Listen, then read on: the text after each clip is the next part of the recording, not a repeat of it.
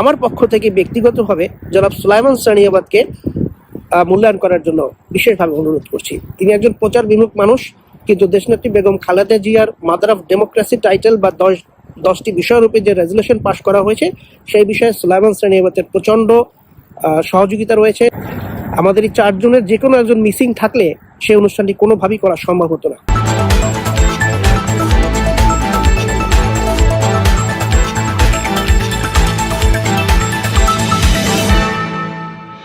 সুপ্রিয় দর্শক, আসসালামু আলাইকুম। বিবিসি 24 টেলিভিশনের পক্ষ থেকে আপনাদের সকলকে জানাচ্ছি শুভেচ্ছা। আজকের এই আমার পর্বটি যুক্তরাষ্ট্র বিএনপির সিনিয়র নেতৃবৃন্দকে মূল্যায়ন করার জন্য ধন্যবাদ জানিয়ে কথাগুলি বলতে চাচ্ছি। যুক্তরাষ্ট্র বিএনপি সম্পর্কে কিছু কথা বলবো, সেই সাথে প্রবাসী যে সকল নেতৃবৃন্দকে সম্মানিত করা হয়েছে, বিএনপি কেন্দ্রীয় কমিটিতে অন্তর্ভুক্ত করা হয়েছে, তাদের প্রত্যেককে জানাচ্ছি আমার অন্তরের অন্তঃস্থল থেকে শুভেচ্ছা। দলের একাধিক গুরুত্বপূর্ণ পদেও আনা হয়েছে রদবদল।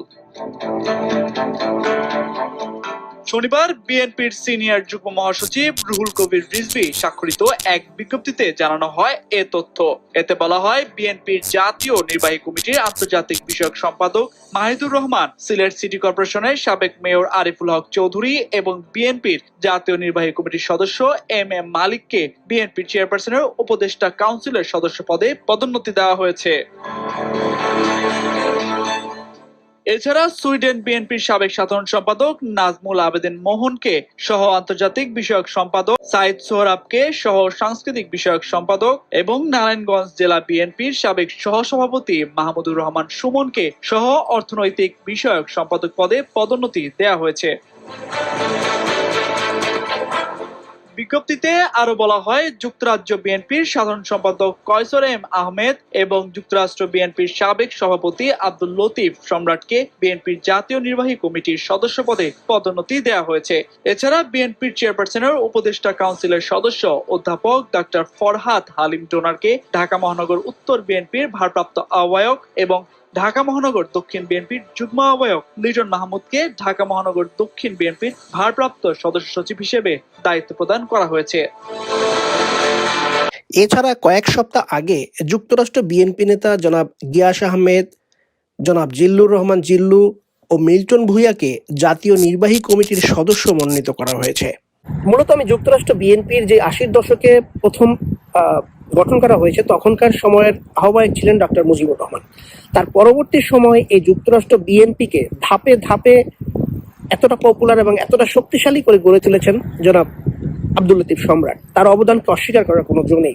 আপনারা জানেন, সাম্প্রতিক সময়ে যুক্তরাষ্ট্র বিএনপি ঢেলে সাজানোর জন্য যে সকল স্টেটে বিএনপির কর্মতৎপরতা রয়েছে, সব তেমন স্টেটের ভিতরে 23টি স্টেট মোটামুটি গোনা হয়। তার ভিতরে জনাব আনোয়ার এইচ খোকনের দায়িত্বে 18টি স্টেটের সফল কমিটি গঠন করা হয়েছে, আহ্বায়ক কমিটি এবং পূর্ণাঙ্গ কমিটি অনেক স্টেটে।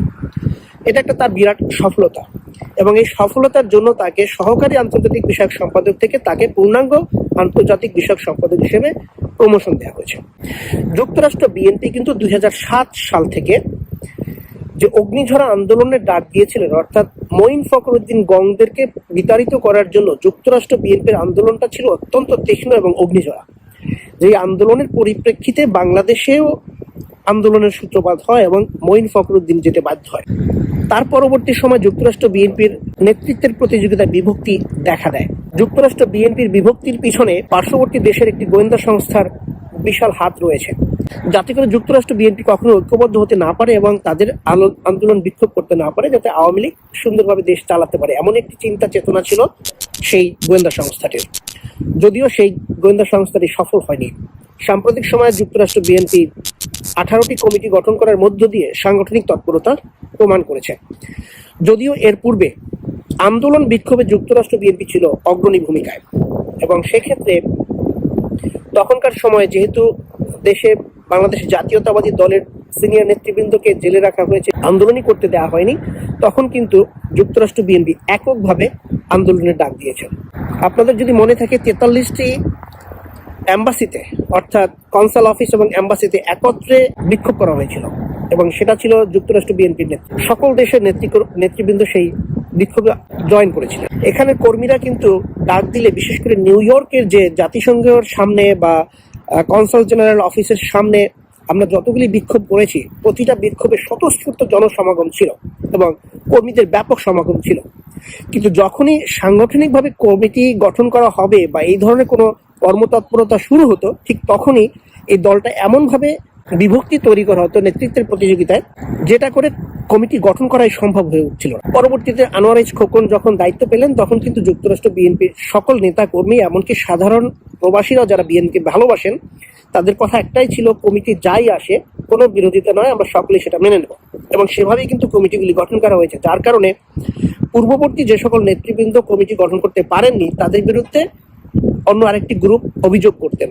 কিন্তু এবারে আনোয়ার এইচ খোকন সাহেব অত্যন্ত সফল এবং অত্যন্ত ভাগ্যবান আমি বলবো যে যুক্তরাষ্ট্র বিএনপির কর্মীদের ভিতরে এমন একটি আস্থা তৈরি হয়েছে যে কেন্দ্রীয় বিএনপি যেই সিদ্ধান্ত নিবে, কমিটি যেভাবে গঠন করবে আমরা সেভাবেই মেনে নেব, কোনো প্রতিক্রিয়া এখানে দেখারই। আর সেই সুযোগটায় আমি আনোয়ার এইচ খোকন সাহেবকে অত্যন্ত ভাগ্যবান বলবো, তিনি সফল হয়েছেন 18টি কমিটি দিতে। তর্ক বিতর্ক তো থাকবেই, এই তর্ক বিতর্ক পূর্ববর্তী যারা কমিটি করতে এসছেন সেগুলি তখন অনেক বড় করে দেখানো হতো, যেটা এই আনোয়ার এইচ খোকন সাহেবের আমলে দেখানো হয়নি, যাতে করে অত্যন্ত সফলভাবে তিনি কমিটি করে সুফল হয়েছেন। তার ভবিষ্যৎ সুস্থতা এবং ভবিষ্যৎ সফলতা কামনা করছি। আজকের এই কমিটি গঠন যখন সফল হয়েছে, সেই সফলতার মধ্যে আমি একটা ব্যক্তির নাম উল্লেখ না করেই পারছি না। আপনারা জানেন, যুক্তরাষ্ট্র বিএনপি থেকে দেশনেত্রী বেগম খালেদা জিয়াকে 2011 সালের 21শে মে নিউ জার্সি স্টেট সিনেট থেকে রেজুলেশন পাশ করে মাদার অফ ডেমোক্রেসি উপাধি দেওয়া হয়েছে। নিউ জার্সি অঙ্গরাজ্যের সিনেট প্রেসিডেন্ট স্টিফেন সুইনির বিশেষ আমন্ত্রণে সোমবার ট্রেন্টনে যান Begum Khaleda Zia. New jersey state হাউসে তাকে স্বাগত জানান সিনিয়র সিনেটর লরেটা ওয়েনবার্গ ও নিম্নকক্ষে ডেপুটি স্পিকার উপেন্দ্র চিপুকুলা। সেখানে স্টিফেন সুইনির সাথে বৈঠক করেন বেগম জিয়া। পরে সিনেট অধিবেশনে দেয়া ভাষণে বিএনপি চেয়ারপারসন যুক্তরাষ্ট্রের বাজারে বাংলাদেশি পণ্যের শুল্কমুক্ত প্রবেশাধিকার দেওয়ার আহ্বান জানান।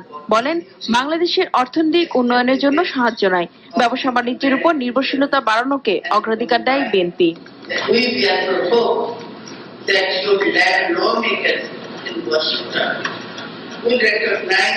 The vital importance for Bangladesh gaining duty-free access to the U.S. market and legislate reform. বাংলাদেশের উন্নয়ন ও সত্যিকারের গণতন্ত্র প্রতিষ্ঠায় যুক্তরাষ্ট্র সবসময় পাশে থাকবে বলে আশা করেন BNP chairperson. I would like to stress once again that Bangladesh and the United States are not just friends, but are partners in working for democracy and global peace and harmony. Biparty remains committed to maintaining and strengthening this ties in the future. গণতন্ত্র, সন্ত্রাস দমন, অর্থনৈতিক সামাজিক উন্নয়ন ও নারীর ক্ষমতায়নে তার দলের নেয়া নানা পদক্ষেপ তুলে ধরেন বেগম জিয়া। দুদেশের আর্থসামাজিক উন্নয়নে যুক্তরাষ্ট্রে বসবাসরত বাংলাদেশিদের অবদানের কথা স্মরণ করিয়ে দেন তিনি। সেই সাথে যুক্তরাষ্ট্রের মূলধারার সাথে একাত্ম হয়ে কাজ করতে প্রবাসী বাংলাদেশিদের প্রতি আহ্বান জানান।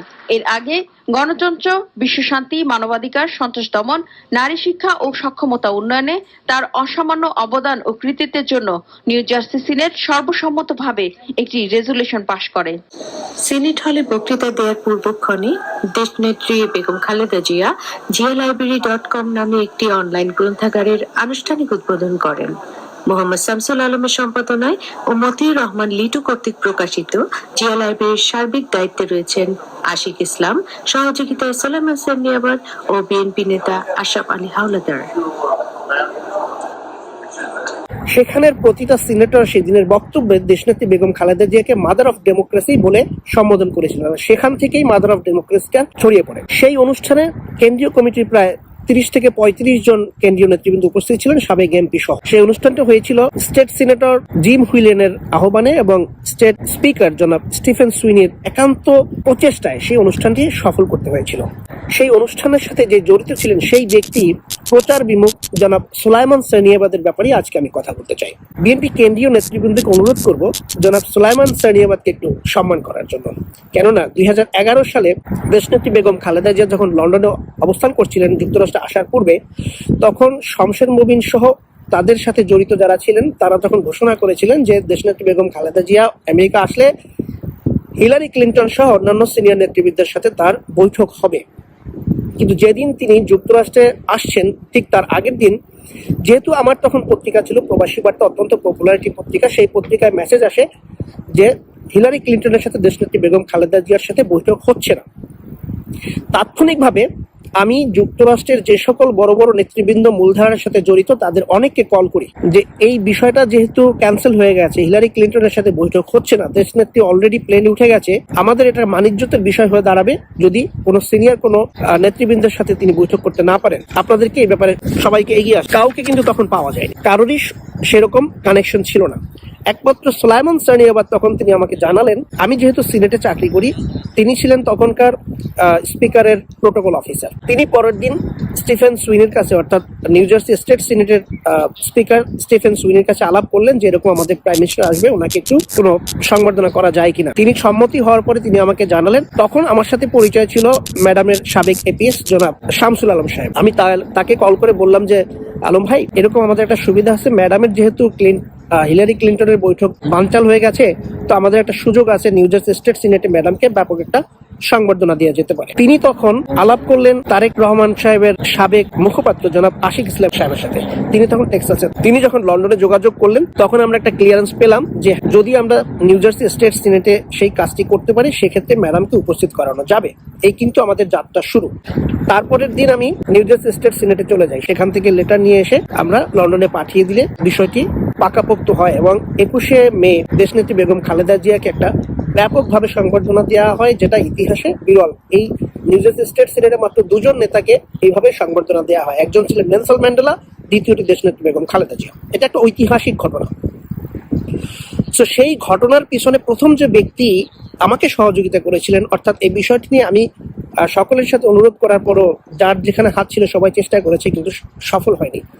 যেহেতু সুলাইমান সানিয়াবাদ সফল হয়েছিলেন, সেহেতু আমার পক্ষ থেকে দেশনেত্রী বেগম খালেদা জিয়া এবং জনাব তারেক রহমানকে অনুরোধ করব যে অন্তত সুলাইমান সানিয়াবাদকে একটু সম্মান করার জন্য। এই সুলাইমান সানিয়াবাদ আসলে একজন প্রচার বিমুখ ব্যক্তিত্ব, তাকে মিডিয়ার সামনে খুব একটা দেখবেন না, তার কিন্তু অবদান রয়েছে। তিনি ছিলেন সাবেক ডেমোক্রেটিক পার্টি এগ হারবার সেকশনের সভাপতিও দায়িত্ব পালন করেন, অর্থাৎ তিনি মূলধারায় বেশ প্রভাব রাখেন। যে কোনো কারণে হোক তিনি এখন একটু নিষ্ক্রিয় হয়ে গেছেন। তারপরেও যেহেতু দেশনেত্রী বেগম খালেদা জিয়ার এই মাদার অফ ডেমোক্রেসি টাইটেলের পিছনে তিনি ওতপ্রোতভাবে কাজ করেছেন, চারজন ব্যক্তি ছাড়া সেই অনুষ্ঠানটি করা সম্ভব ছিল না। প্রথমত আমি উদ্যোগ নিয়েছিলাম, আমি সবার সাথে কানেকশন করেছিলাম।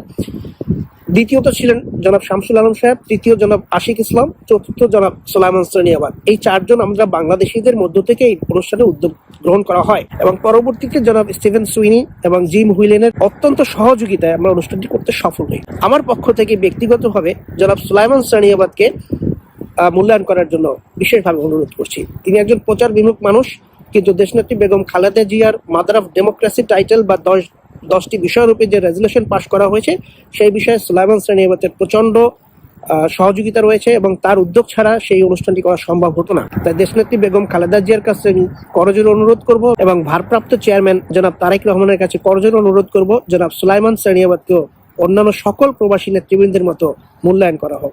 ধন্যবাদ সবাইকে। এটা আমার দায়িত্ব ছিল, আর সেই দায়িত্বের পক্ষ থেকে আমি আপনাদের কাছে